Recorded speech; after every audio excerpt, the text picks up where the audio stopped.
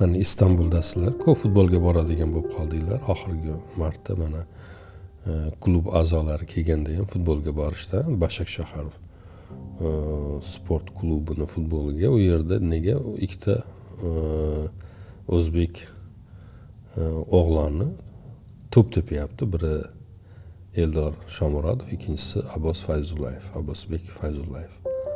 Mana o'sha futbolga borganda o'sha yerdagi minglab odamlarning ichida siz ozginadan keyin u yerdagi harakatlarni bir qismiga aylanib ketasiz, to'g'rimi?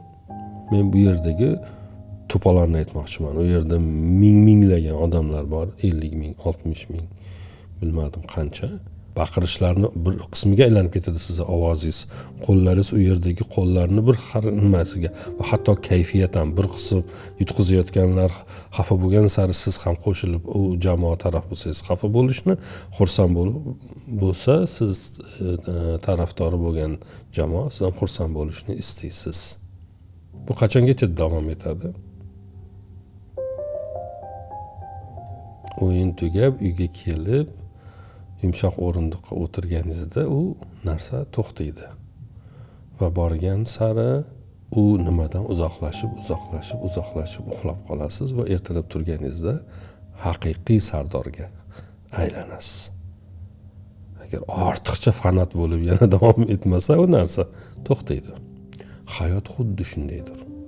Sizni harakatlantirayotgan, junbushga keltirayotgan narsalar ana o'sha ommaviy jazbaning bir davomi o'laroqdir.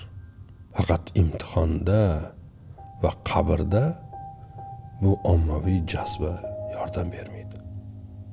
Chunki u yer tamomiyla yolg'izlikdir. U yerdagi imtihon ham, so'roq savol ham yolg'izdir.